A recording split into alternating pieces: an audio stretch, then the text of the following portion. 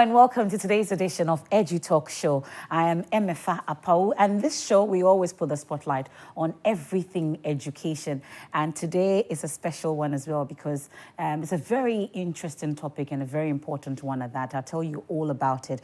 But first, I must remind you that the Edu Talk Show is made possible by the Kanketse of the Ministry of Education and the Teacher Education Journal. And on Edu Talk Show, we put the spotlight on everything education. My guest for today will be helping us delve deeper into the national curriculum, the new one that's about to be rolled out.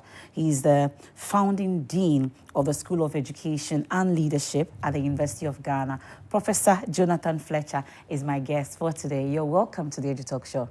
Thanks very much. You can see the broad smile on my face because I'm getting to learn everything about this new curriculum. Yeah. But let's get talking after this break. But I hope you're doing well. Yeah, sure. You're welcome once again. Well, let's take a quick break here on the Edu Talk Show, made possible by the Ministry of Education and the Teacher Education Journal. When we return, we'll delve deeper into the new curriculum. Please do stay.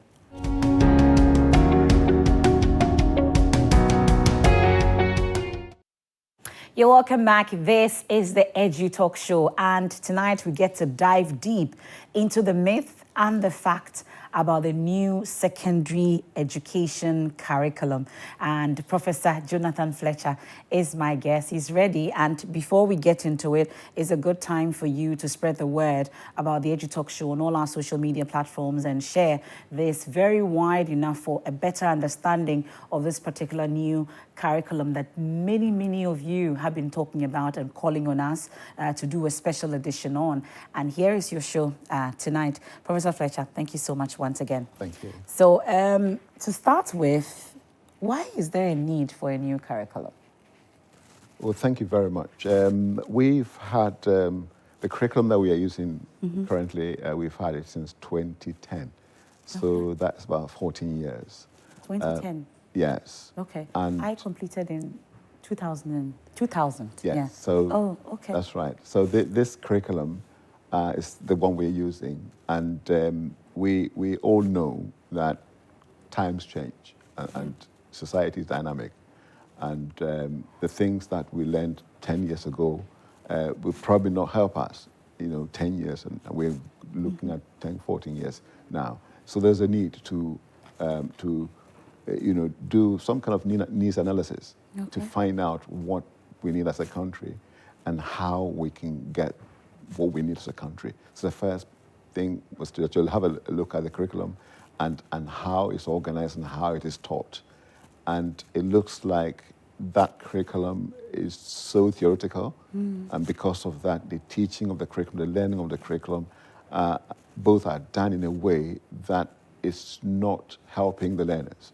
And apart from that, because we've put so much emphasis on examinations, the curriculum itself, or the syllabus they call it now, is under pressure in the sense that students want to pass exams at all costs, and because of that, and teachers also want to encourage students to pass exams, and therefore they tend to teach to the test. So if something is examined last year, they won't touch it because they won't be examined this year. So you realize that the learners are being shortchanged, and therefore you need a curriculum which will have a different emphasis, and which is why there's a need for us to have a new curriculum, which will not only tackle the over theoretical aspect of it, but also make sure that it's tailored to the needs of the learners. Okay. Yeah. So how different will this be? At least you talked about the theoretical nature of the previous one, which we are seeking to change. So this particular new one, there are a number of myths and issues about it that we'll get to address briefly on that. But critically, like, how different will this new one be from the previous one? Oh, to begin with, a number of differences. But to begin with, and I think the key thing is this emphasis is going to be on the 21st century skills. Yes, and so the content, the teaching and the assessment will all be, dictated, so to speak. So the teaching and the assessment. Yeah. Okay. Yes, and the content itself. Okay. Yes. So there's a need for us to empower our learners or students to be able to develop these 21st century skills, which they would need. First of all, they would need that, to help them do further studies. But the more importantly, they will need this to help them in the world of work and also to live adult life, responsible adult life. So we're looking at these needs, and the curriculum has been tailored in order to help learners or students to develop these skills to help them meet these needs. Let's talk about the journey to this point. I know it's taking a while, a number of things that has been done over the period for us to get to where we are now. And it's not even done, I'm sure. No. Let's talk about the work that has gone into this, the journey so far. Yeah, so the journey first, so you start, as I said earlier, the first thing was to look at the needs analysis to find what the needs are. Yeah, and of course, that itself involved a lot of, stakeholders, because you've got to make sure that everybody is involved and everybody's saying that, are we sure that what we have now will be able to help us even now or in the near future? And these are the questions you ask. So it's a kind of research that you are doing. So you do that with so many people, different stakeholders, and then at some point, we were all thinking that, no, it's not the right thing that we're doing. And therefore, so the first thing was then to identify the gaps. And one of the gaps that I told you, that it was overly theoretical, and it was so much emphasis on knowledge. And forget. Exactly, chew, pass, and forget. And because of that, the learners could not even apply the things they were learning. And so we realized that there was a need for us to change that. But you can't just change it overnight. Still you have to consult. And NACA has led on this. NACA has actually done a lot of work on this, and it involves so many stakeholders. Make sure that we get a curriculum that will address the needs, or that will make sure that these gaps that we have identified can be filled, so to speak. And so it's been a long journey. You are right. It's been a long journey. I mean, even recently, thinking about when it was, there was a need for a new curriculum itself. That's taken a long time, and of course it should take. So in that case, you go through this process meticulously. It might be slow, but it has to be thorough, so that everybody's ideas will be taken on board. And so that is what has happened. And as I said, we have 2010. Now we are in 2024. That's 14 years already. Yeah. So it's been taking that long for us. How far-reaching has been the consultation and collaboration in terms of work done to get to this point, you'd say? Yeah. Well, so many stakeholders have been consulted. I mean, there's so many. I mean, if you take a Parliamentary Select Committee on Education, you talk about House of Chiefs, you talk about head teachers, you talk about the city associations, you talk about the various education units, you're talking about parents' organizations, just as I said, the headmasters and mistresses, and even the reps. But as I said, there's still the need to even consult these individuals, because they are the heads and they are going to be leading on this. It's very important that. So the consultation has been wide and far. A lot of consultations going on, and we're still consulting. In coming to this point, from you doing the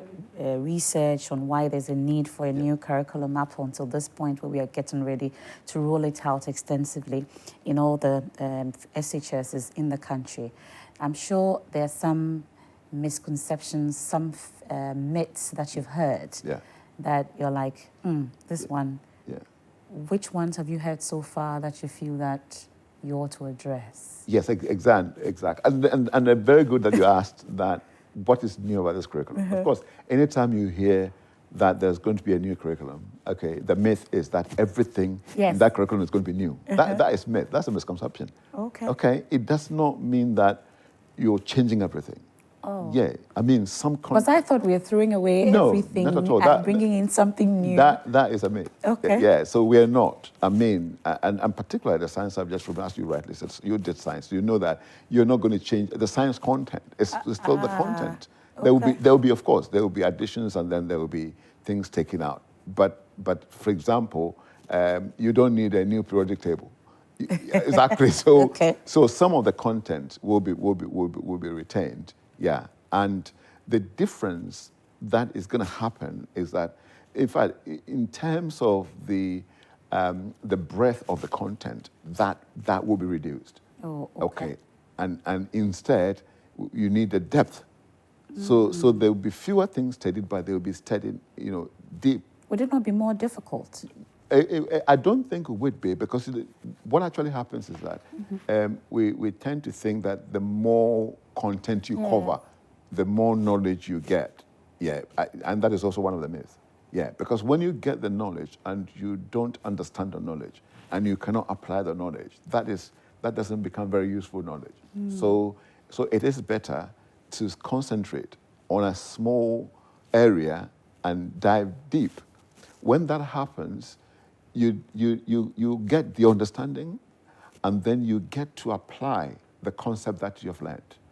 So, and that is better, because if you've learned 3 concepts and you understand all of them very well, and all of them can be applied in real life situations, that's much, much better than knowing 10 concepts and just knowing them, not understanding them, not applying them. This curriculum will put a lot of emphasis on application. And so it would then mean that the area to be covered will be smaller, but then we've got to dig deeper to understand and be able to apply. I'm sure, I don't know if you do social media a lot, but most of the time you hear people say that, at least for us science students, for instance, I did science, but see where it ended me. Right. I'm not doing science. That's right. But they say that they used to ask us to find X all the time. Yes. And right now in life, Yes. what exactly am I finding X for? We talk about X raised to the power 3, calculus and all that. Yeah. So it means that this particular new curriculum will help me understand better why I need to find X and how I can apply it in life. Absolutely, that's the point. Yeah, so exactly, because you are now saying they said find X, and what was it used? Yeah. So it tells me that you knew how to find X, but you didn't understand why you were finding X. Yes. No, this curriculum will let you know why you are finding X, what you are going to do with it when you find it. That's the difference. Yes. Okay, so it's a deeper thinking. It's a deeper thinking, exactly. Deeper understanding, Okay. So we've been doing surface learning because of the way we've been taught, because of the way our learners are learning. It's really surface. So they cover a wide area, but it's just not deep. And so they don't understand it. Yeah, and a lot of them actually are not successful, even at exams, writing exams, because they don't understand the concept. They know, but they don't understand. Yeah. So it's better to look at the key concepts that will help people in life, teach those concepts. They will know the concept, they will understand the concept, and then they will apply the concept. But this curriculum, though, does it just focus on the students? Right. Are the teachers also covered in this? Because most of the time, we've always said that it is how we are taught some of these things. Up to now, I don't like maths because of how I was taught in school. So are you focusing on the teachers as well, or is it just us? Or just the that's a very, very good question. Thanks very much for the question. Yeah, the curriculum itself is learner-centered. In other words, it's a curriculum designed to help learners achieve their full potential. Yeah. And the teachers got to provide something. So the teachers are going to provide opportunities for them to develop 21st century skills, attitudes, and national, values to make them like that holistic education. Okay. Yeah, but the teachers cannot do that without support. So this curriculum is doing 2 things. This curriculum is preparing a curriculum for the learners to be able to develop the skills that I've mentioned. Okay. But also the curriculum is looking at ways in which teachers can be helped to develop, to help the students to develop these skills. Okay. Yeah, and so I'll just give an example. As you and I speak, in one of the secondary schools in this country, or more, teachers have gathered to look at how they are going to be able to deliver this curriculum. Okay. So every week in this country, 702 secondary schools, they have professional learning community. Every week, every school is spending about 90 minutes, teachers coming together to discuss issues. And at the moment, teachers are looking at ways in which they can deliver this curriculum successfully. And so if they need support, they get the support before the curriculum is rolled out. Oh, that's right. Okay. Yeah. Well, we'll delve deeper into when exactly we are going to be rolling it out, Yes. the dates, the key things that we are supposed to be seeing once we roll out. This is the EduTalk Show, and Professor Jonathan Fletcher is my guest, and I can see the messages, and it looks like people are following it just like I am. But let's take a quick break, and when we return, we'll get talking more. This is the EduTalk Show, made possible by the Ministry of Education and the Teacher Education Journal, TEJ. Please do stay with me. We're right back.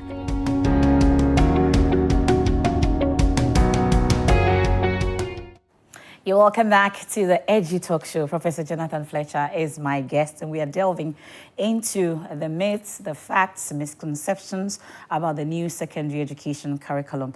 So we've been talking about what has been done so far, the work that has gone into it, how different this new curriculum will be, and why there's no need for fears, entertaining any fears at this point. But let's talk about the pilot programs. You're talking about the fact that as we speak, in the 702 schools, teachers are meeting 19 minutes every day to ensure that if there are any problems, you work it out. So it tells me that there's a pilot underway.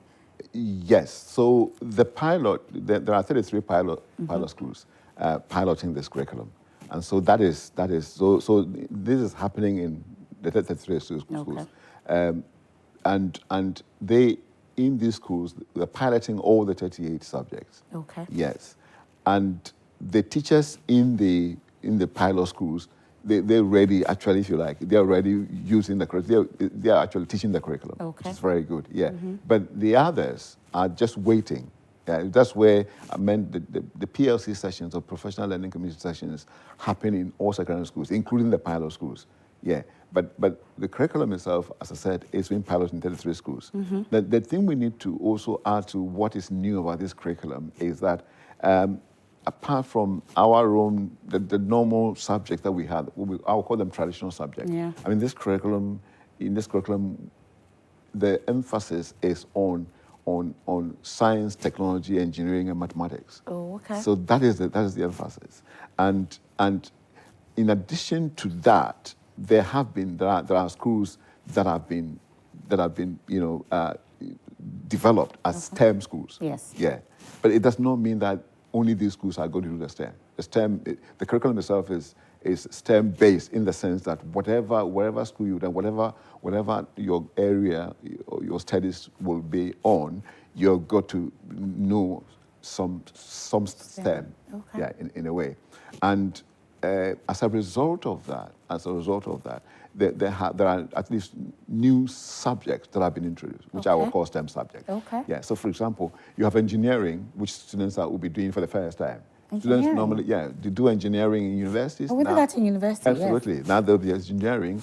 There is biomedical science engineering, which also either through university thing. There's going to be robotics. Okay. There's going to be manufacturing. And then manufacturing real things. Manufacturing real things, and then aerospace and so aviation, and so you see that these 5 are new, completely new. And of course, in and it's addition, not just for science students or STEM schools. For STEM schools, yes, but other schools will have the opportunity to do this. There are STEM schools that. It depends on what the school is doing, but even if a school is a STEM school, they will still have the opportunity to do some of these subjects. And in addition, there's agricultural science, which is also part of this. So that also that is telling us that this curriculum is different from. So you can see that by making this curriculum STEM based, you're encouraging everybody to be interested in these STEM subjects and be able to achieve, because the STEM subjects are very good subjects that can help us to achieve a lot. And if every Ghanaian learner is given the opportunity to study something that is related to the STEM, then of course everybody is going to be successful. Agricultural science, is it going to take us back to the days where schools now engage in farming and school farms. Yes, absolutely. I mean, and all that's that. very true. I think as a nation, we have to pay serious. I missed that. I no, really that's missed lovely. that. Yes. Yeah. Yes. Okay, Hands great. on, yeah. But the rollout is always the concern,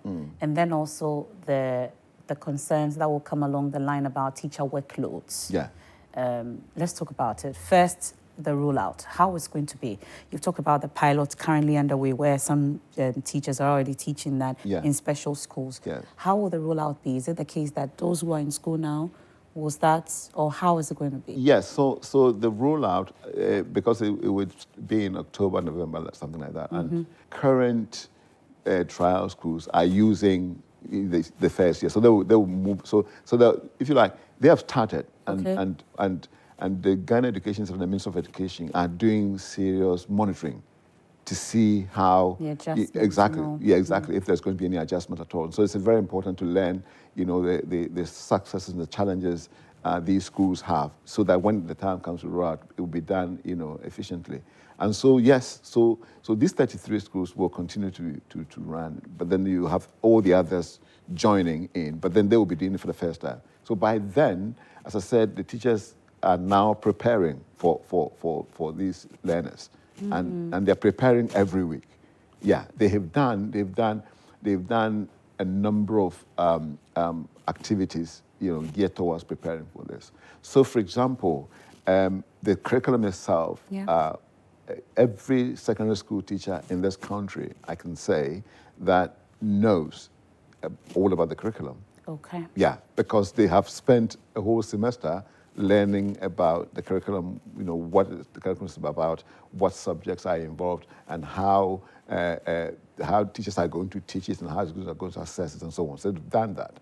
Most of the time, children are involved, at least you're talking about 21st century trends amongst others. Children are more involved elsewhere. Yeah. Do we have the same case where, at least, you've talked about teachers' involvement, you've talked about the extensive collaboration. To what extent are we involving those who are going to be the key main beneficiaries of this? Absolutely, and that's a very good question. Thanks for a very good question. Yeah, and again, maybe I missed that out. Yeah, I missed out the children, the learners who actually were part of the writing process.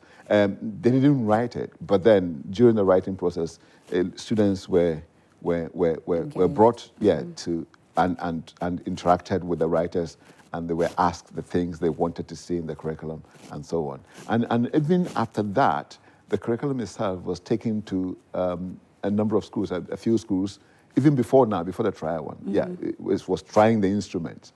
And so students were engaged, students, talked about the things they wanted to see in the curriculum and talked about how the teaching should be done. And so they were the ones who were actually saying, my teacher will come to class and just give us notes. It's not good. and so they have actually influenced that. Yeah. And so the students have spoken. Yeah. And so they're part of it, yes. And as I said earlier, the curriculum itself is a learner-centered curriculum, which means it belongs to the learners. Yes. Yes. And so we had to listen to them and tell them what they want. Yeah. And so another myth, as mentioned earlier, is it the case that it looks like we are introducing gradually the Cambridge system, the IGs? Is that really what it is? No, that is also a myth. Clear that myth. That is also a myth, because it's not. The curriculum is based on Ghanaian needs, Ghanaian children, our context. So we are not importing anything. Obviously, when you're doing research like this, curriculum research, you look at different curricula.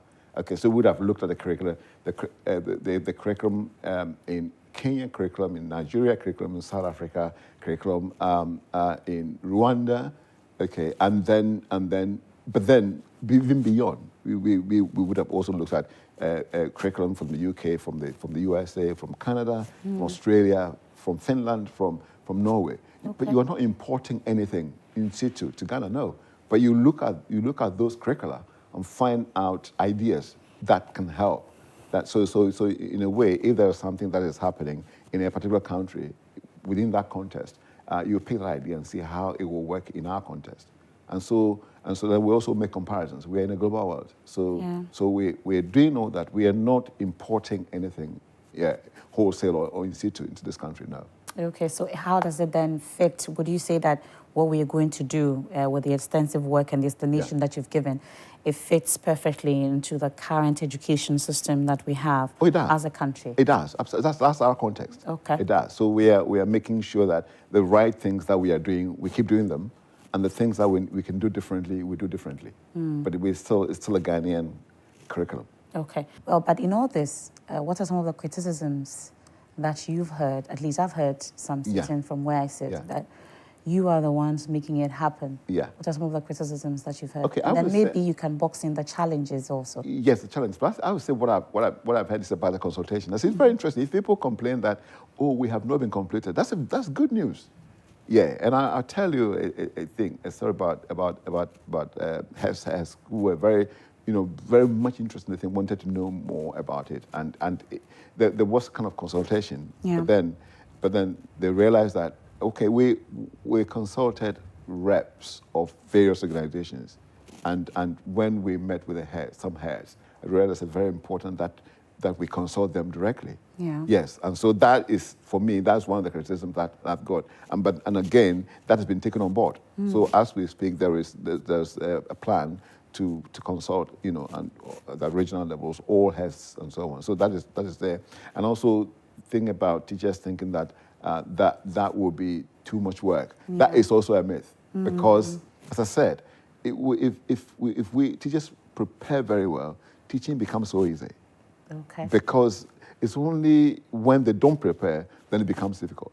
So if they are prepared and they go to the class, and the class, they're teaching the class, they're not speaking for 30, 40 minutes. No, because the learners are ready. So all you have to do is just facilitate. You give them work, and then you facilitate. Yeah, so if they plan very well, then the work will be easier. Yeah. Okay. Then maybe a final word, especially to my younger brothers and sisters, because most of them have been fed with some kind of misconceptions, and maybe if they didn't catch it from the very onset, maybe a brief assurance to them that this ultimately will be for their own good. Yes, as I said earlier, we are in an era where technology is playing a key role, and they are the ones who are actually leading the charge. Yes. And so they would have opportunity to even, sharpen their skills, their technological skills. And learning will be easier and enjoyable. And that's what we want, because you want a child who wants to go to school the following day. They can't wait. This is what, and of course, if we have to make sure that we get the right environment to make it possible for them to come. But if we're able to do that, if you're able to get the right environment, then of course they will benefit in many ways. Yeah, they will come to school, enjoy learning, and develop the skills that will make them employable. I think you should make up for those of us who had a hard time whilst we were in school because of the way we were taught, so that we can catch up. Exactly. Because especially my maths, still I have to count my fingers to be able to add. So you owe me. You need to take it back and make it available for us. I'm happy to be a maths teacher, so anyway. Oh, so, then you owe me big time. I do. Thank you so much, Professor Jonathan Fletcher. We are indeed grateful. He's the dean, founding dean of the School of Education and Leadership, University of Ghana, my guest on the Edu Talk Show today. I definitely know that you've also enjoyed this particular episode. To share the word or spread the word about it and let people understand this particular new curriculum that will be rolled out in the senior education, senior high schools in the country. I am Emefa Pau. This has been the Edu Talk Show, made possible by the Ministry of Education and the Teacher Education Journal. Another edition comes your way same time on this channel. Please do stay. Thank you so much.